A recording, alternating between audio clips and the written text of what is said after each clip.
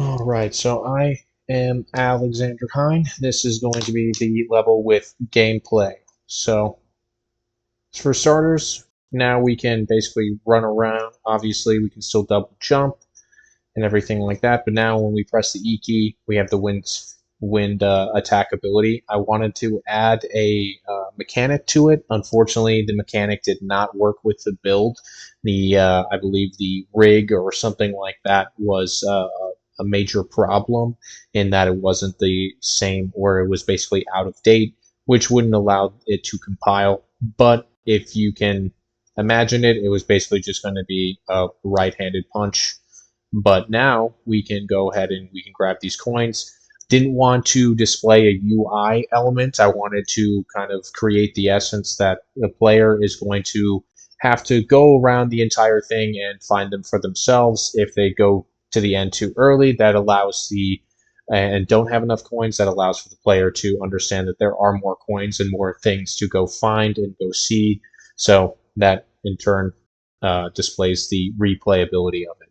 But now we can go up to the master. Obviously, we're going to have text displayed at the bottom here. This will be the UI element for the master, and he'll basically just tell you what's going on in this level, what you need to do, where you need to go, and then also some of the objectives that are possible.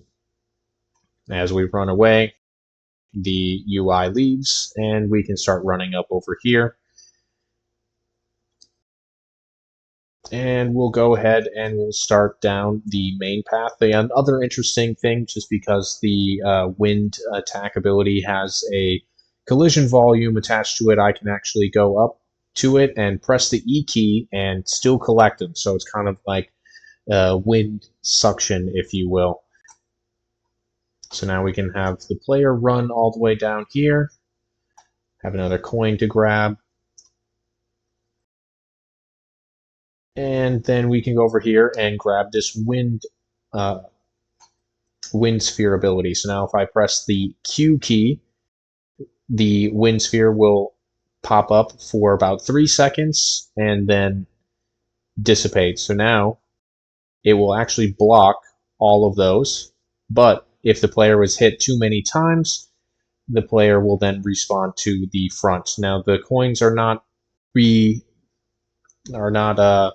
redistributed, so it's basically just essentially where the player just has to go back to the beginning and find their own way. So because we did all of that, now I can go back up and I can show you the other two paths.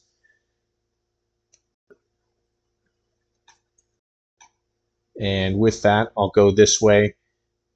And I did a little bit of work of trying to block out the rest of the map just to make sure that nobody sees the void. And this is what I'm talking about. As of right now, you can see that it is touching it, but because it wasn't in the right exact spot for the collision volume to touch the other collision volume, um, basically it happens when you're disabling it and enabling it, where the collision volume is technically already overlapping, and then you enable it, doesn't really want to work. So that's just the case in this sense. But just a little bit of, instead of having the player have to stop and disable movement, I just enabled movement so they can basically just continue to try. So now we collect that coin, and if we come over to this collision volume and press the X key, it actually turns off actually destroys the traps entirely, so now we don't have the traps anymore. And we can come over here, we can grab another one of these coins, and we can find our way back up over here, grab these extra coins, bring ourselves back down,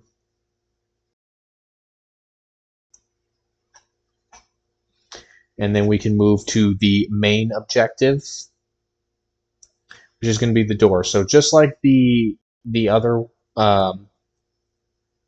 The bridge area has to be in a very specific area. Obviously, I am still pressing it, but what it will do is slowly light up these little cylinders to green, and then we can walk through when we get to our final area, which is going to be the final door open is true, fixed bridge is true, collected all 9 coins, and that's 9 coins, talked to the master, and then turned off the traps, which is then true. And that will be my game.